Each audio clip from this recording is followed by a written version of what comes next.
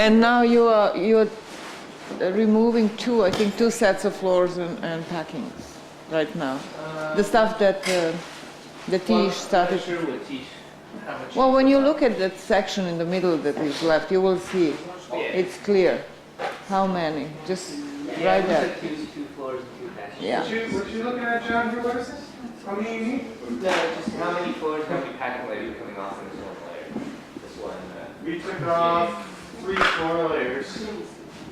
4 packing layers. Okay. Video diary for 3 separate floor plastic. July 9, 2001. We spent a lot of time photographing in the morning the house and then drawing the areas here on platform 169 and in the central western part of the house, and also a little bit in the kitchen and also in the north east of the house. So in terms of the excavation, we continued work right here in this area where the little bench wall joins with feature 759. We are working on feature 759, trying to see how much of the feature is an earlier phase, how much is a later phase, because we do see 2 phases there. And so we're looking at how far the floor that Kelly is sitting on, which is this great floor, is actually going under the feature. One curious thing about this whole area of the house is that the gray floor that we see in there now hasn't changed through, it seems, 2 phases. We keep having change in floors on this side, in the southern portion of the western house, part of the house. But in the northwestern part of the house, it seems that the floor is just, they're using the same floor, which is a little strange. But the fact that it is the same floor, we know when Carrie moves her beautiful long legs, we will be able to see how we know that. And we know it because this feature here, one of the bins, which might not be a bin, but some other kind of bin-like feature. This is our 782. The floor, the gray floor that I'm talking about, goes up the bin here, goes up the feature. And so it's that floor that goes with this feature. And on the other side, we have the beige color floor that goes with this feature because it really rises up here and becomes the wall of the feature. It is also true that in this area we had 2 floors so far associated with this set of bins. And this will be an earlier one, and the later one was right on top of it and ending right there. So I think that most likely that this set of features were in use during both of these floor phases here in the segment 1, as I call it, of this floor in the formal 158. So it wouldn't, in that case, it would not be strange that the northern floor, the gray floor was also in use during all that time. It's also possible that we have another thin layer of gray, another gray floor underneath that will also do the same thing, go up the side of the feature, and therefore that one would be contemporary with this one that we see, the beige floor that we see in segment 1. Okay.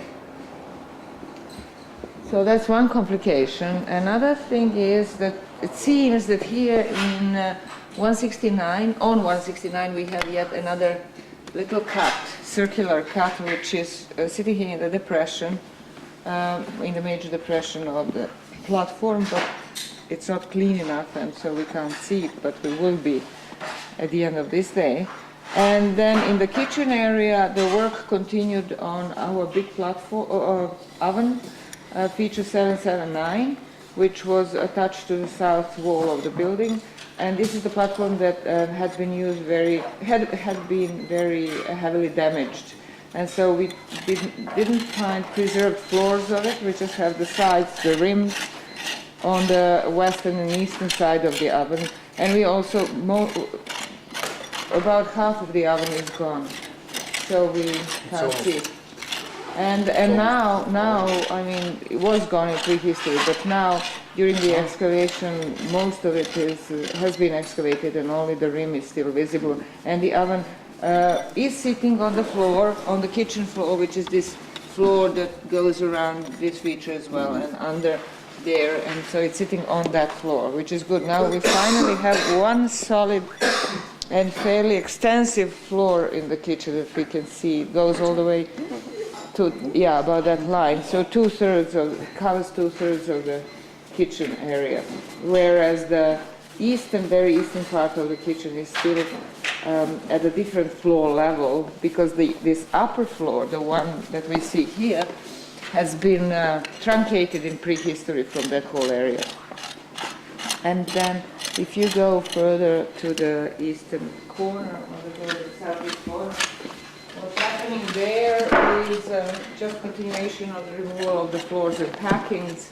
Yesterday we have removed one square on the platform and those are 2 sets of floors and packings. And now the transition, we can see obvious transition from the gray and so-called dirty floors up here that we had at the top to the clean and white plastered floors down there, on which we are arriving. We do not know, we'll try to find out now, whether the floor that's sitting in between the two, the gray and the white, is either gray or white, so that we know how they alternate. And what else do we have? Yeah, one thing that we haven't talked about at all is here the central floor that we have cleaned 2 days ago.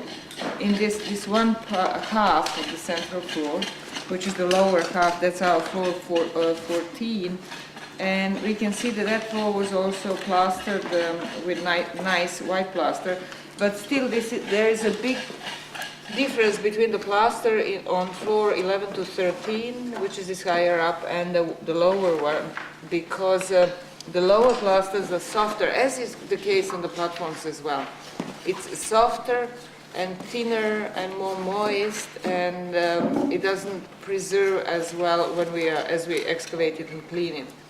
It doesn't preserve as well as the one on the higher floors, and that's interesting from the point of view of the types of materials that were used. Anyhow, the entire floor of this half of the floor was white plastered. We have a lot of elements, a lot of specks, white specks, which are most likely the salts, which is typical for other floors here as well. And we can see, I don't know if I have mentioned before, but you can see on this one more red dot in this transitional point between the kitchen and the central floor. So altogether so far we have had 4 of them, 3 of which were all in one line, right on the threshold between the kitchen and the central space. And then the 4th one is this one, which is a little more to the north, more in the central floor on the central floor than in the kitchen. And there seems to be a very intensive, moist stain around here, which could indicate a presence of a burial, which could also be somehow in line with the existing burial, with the previously discovered burial here, which was in the center of the house and nearby. And that burial, if this is a burial, could be, it's more towards the north of the building. It's closer to platform 162, where the majority of the burials were, and so forth. So we'll have to investigate that. And let me just mention the midden area, and then you can go to the north. In the midden area, we just continued going deeper down and discovering that the continuation of already of the wall or shoring wall on the outside of the building that we have already noticed before. So it continues actually, and it looks very good. So now, if you will, please go to the northeast of the house and see what's going on. So what we're doing here is to take down the floor 8 in platform 173 down to this very thick layer of red packing. It's very similar to the very thick layer of red packing that we had on top of floor 7 here to the south in picture 170. And at first we thought that floor 8 in 173 was actually the same as this floor here that we excavated before in floor 160, feature 162, because we thought that there was a nice, the platform floor 8 came nicely down, sloped nicely down to this, but in fact we can see just in this eastern edge that there were 2 floors, that we went through 1 floor. This would have been very, even if, I think it would have been very hard to excavate as 2 floors. Anyway, it was very, very thin layer of packing between what would have been floor 8 and 9, which is this one, the surface we're on right now. So we actually missed it except for this part here. And with this little part here, we can see that, in fact, this lower floor comes up to floor 9 here. So this and what we will come down to eventually at floor 9 here in 173 and floor 8 in 170 will all be at synchronous, at an equal level. But it's very interesting, this fact that between these floors, on top of these 2 floors, there was such a different kind of packing. Here in the east is this thick red packing, and here in the west is this very, very thin 2 millimeter thick layer of occupation, what must be occupation debris. So no packing at all. So changing the height, doing all sorts of things, which we will work out later. Okay, so we're going to map this nice patch of red to look at it.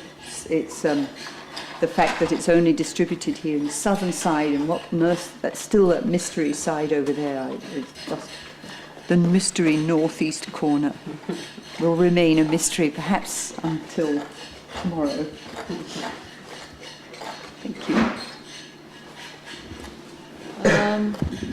Anything else that we forgot? Did you describe the packing that you see? Yes, Oh, I yeah. described the packing and the difference in the packing.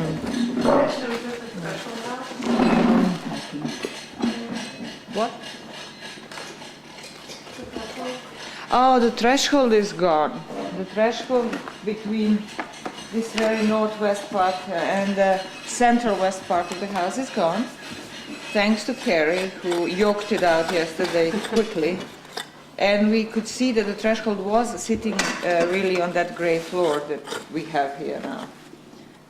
And, but it's gone. That's it. Yeah. We have had a little more pottery over here, but little more pottery on platform 169 than we thought we had in the beginning. So that is a nice little thing. And that's it. Okay. That's enough. Enough stories for one day. Thank you.